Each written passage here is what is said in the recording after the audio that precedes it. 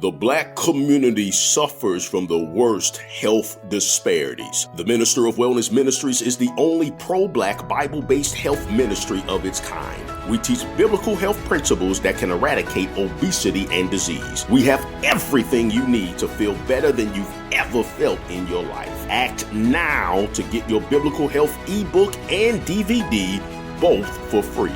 TheMinisterofWellness.com, TheMinisterofWellness.com.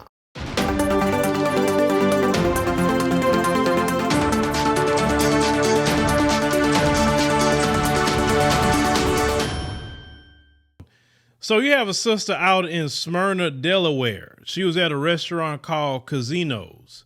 And after you listen to what our sister's going to say in this video, we definitely highly advise you to never go into that establishment in the Black community or anybody who just think this isn't right. Let's go ahead and roll that clip. And extremely heavy heart that I am sharing this with you guys, and forgive me if I get emotional. But I'm at Cuzino's in Smyrna, as you can see, and me and my family eat here every week on Friday. It's a routine of ours. We get wings from here and we go and get pizza. And about 3 weeks ago, I'm literally shaking. About 3 weeks ago, I come in to this business, Cuzino's, and literally I'm greeted with a black BITCHs from one of the Caucasian employees working for them. And I stop and I'm like, I definitely just heard that. Like, in my mind, I feel like maybe I'm tripping, like surely this is not what I hear. Literally, I said, every week I come here every single week to spend my black money. And the first thing that I'm greeted with when I walk in here was black BITCHs. There was 3 white males at the front. One of them said it, 2 of them laughed until they see me walk into this establishment. No one says anything. There's no I'm sorry's. There was no it was like business as usual. Oh, hey ma'am, what's your name so we can get your order? So what is frustrating is that in my mind, I'm starting to doubt myself, right? Like, okay, maybe I'm tripping. Maybe he didn't say black BITCHs when I walked into this place of business. Maybe I'm tripping until I turn around to leave and the other guy says, oh yeah, she definitely heard you. Again, no remorse, no I'm sorry, which tells me this is a culture thing. This is not an accidental thing. This is not it happened one time thing. This is a culture because all of you at the front didn't bat an eye. He says a racial slur in a place of business and it was business as usual. So frustrated and all, I call the store and I said, hey, can I please speak with a manager? An assistant manager gets on the phone and I said, hey, were you not just up front? He says, yes, I was. I said, did you not hear what your employee said? Well, I know he said something, I just don't know what. How is it that you are a manager and you're up front at your establishment and you know that your employee said something, but you don't know what they said? It just sounds like a lie to me, but hey, let's give him the benefit of the doubt, and he didn't hear. I told him what he said, and his response was, oh wow, that's where we're starting? Oh wow, okay. Yeah, you know, I didn't know he said that. I don't need you defending that you didn't hear him, that I'm not here for, that's not what I'm here for. I said, this is the problem. This is literally why the world is being divided today, because of these types of encounters. And I said, the fact is, 3 of your Caucasian employees were up there, one being the person who said it. Nobody batted an eye. This tells me that it's a culture thing. Secondly, I get on the phone to talk to you as the manager and you tell me that you're up front, but you just didn't, you don't know what he said. I call you 15 minutes later, which tells me if you wanted to know what he said, you would have found out. Or if you already know what he said, you did not care to say anything to him. And now you're playing like you do not know. So furthermore, I said, okay, well, knowing that the world is literally being divided because of racism, I hope that you'll do something about it. Oh, yes, ma'am, absolutely. I call a week later, because I said, let me give him time. I call a week later to talk to the store manager now, and he informs me that he has no clue what I'm talking about. As As an assistant manager, you don't think that a customer being greeted by a racial slur is something you maybe need to bring to your superior? Again, it tells me it's a cultural thing that we're talking about in your business. Talk to the store manager. He says, oh, so sorry, I'll rectify it. I'll get back with you. A week later, after being called a black bitch in the store, did he call me back? He did not call me back. So I came to the store so he could see my black face where I've been spending my black money at his store. And I say to him, oh, he goes, yeah, don't worry about it. We talked to him. You talked to him? So I'm walking into a place of business being greeted with black bitch, and you think a justifiable solution is, I had a conversation with him?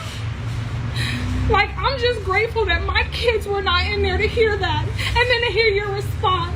And then furthermore, when I asked him, well, if it was a black man, and he said white bitch, would you have done something differently? And his response is, well, everyone deserves a second chance. But the problem is, it's not just a second chance, it's you showing him that he can continue to get away with these types of actions, and we'll just have conversations. Conversations does not help our black lives when they are laid out on the street. That's not gonna help. And then furthermore, his response is, well, I don't want the system to come after me, or the state could come to me. You think, and I said to him, you really think that the state is going to have something to say because you fired an employee for spewing out a racial slur in front of a customer? Well, I mean, you never know, and then then I may have to pay him unemployment. Are we really talking about you having to play this person unemployment? And he is like, are you kidding me? This is what we're talking about. You don't want to fire him from spewing out a racial slur in front of a black woman in the world we live in today because you're more concerned with having to pay him unemployment. This is the problem of today.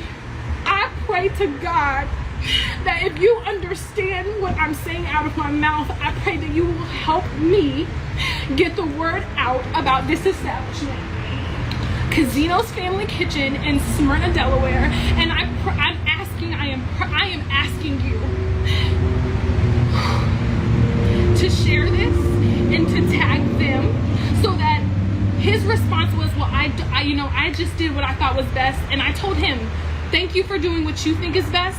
I'm gonna show you what is best. So help me to share this and show Fabian, the manager, how you really resolve something. You don't just have one conversation and walk away from it. You take action about it, because it's not okay. Because the problem is, it's not just the one person that gets to just have a conversation. You're telling everybody else who was Caucasian, where I had to be uncomfortable, where I'm spending my money, that the only thing that'll happen if it happens again with someone else is we'll just have a conversation. We need to break this cycle. Breaking the cycle is not one conversation, because you know why? I'm sure that this was not his first conversation. You, Fabian, the manager, this was not the first conversation that your employee had. Why? Because again, all of them, when I walked in there, said it, laughed about it, and have no remorse. No, I'm sorry, no nothing. If you're just jumping on, very quickly, I'm gonna say this and then I'm gonna go. I walked into this establishment, Cuzino's Family Kitchen in Smyrna, Delaware, where they have multiple chains. I walked in here and one of their white employees said, out of his mouth, white or black bitch. And when I tried to talk to someone in the managerial staff about it, I was greeted with we talked to him. And I said, do you really think that that's justifiable? Why would you want someone working for your establishment and this is the type of standard that they're setting? He goes, I mean, it's just his first time. I don't know about you, but that's not justifiable. So do me a favor, share this, and let's show Cuzino's what real justice looks like. Thank you so much, and God bless you guys. Of course, we hate that happened to her. Of course, that definitely was utterly wrong. Them being just basically white supremacists. That's all they are. And, they didn't want to do much to them or anything at all, and that's fine. They don't have to. They can keep their little white supremacist employees. No problem. What we have to do as a community is not take the disrespect, Now, we could yell and all that, but no, the best revenge against anyone who disrespect you is take your money elsewhere and go find a restaurant that is black owned in Smyrna, Delaware. Just find one. And instead of giving your money to this business that do not like black people like that, obviously, take it to a black owned restaurant and give them the business every week, and take your family and your friends and just constantly serve them and benefit the community and circle the dollars in our community. If for some reason they do not have a black owned restaurant, then make it a family night and cook something and everybody get together. That's really what we need to do. We should not be patronizing no one that don't like black people. For instance, one restaurant that I refuse to go to, no matter where that is in the country, is Cracker Barrel. All the issues that Cracker Barrel's had, even the time I went to Cracker Barrel, I feel like you walking back into Jim Crow. I'm like, man, this place won't even feel right, the spirit of it, and the stuff they would even sell in there. You know what I'm saying? So I don't go to Cracker Barrel. That's not one place I go at all. And most black people I know don't even go there, right? So just have a boycott of that restaurant. And me, when I boycott you, I boycott your whole company. I don't just say, well, it's just this one location. No, I'm like, I'm done with you. Especially when we told y'all what happened and then you didn't really do nothing about it. No, we have to always learn to take our money elsewhere. Always. Because if you don't teach those people to respect you, then they're going to continue to do it. We don't have to beg anyone to go eat at their restaurant, to take our money, to serve us some food. No, there's plenty of places we can go that will gladly take our money and treat us with respect.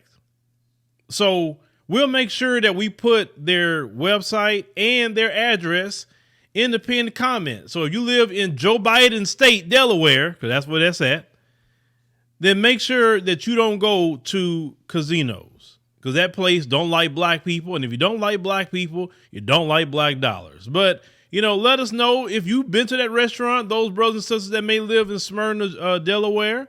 Let us know, because I went to the Google reviews and boy, people are lighting them up in the Google reviews. So they're getting all kind of 1 stars. And that's how it is these days. If you want to be a freaking white supremacist, people want to definitely let you know about yourself. Living in America as a black person, you recognize there is one set of laws for you and one set of laws for those, especially in the white community. In our book, Passive Aggressive Racism in the System of White Supremacy, I take you through times in my life when I first started noticing white supremacy. We teach you how to recognize it, identify it, and also counter it in our book.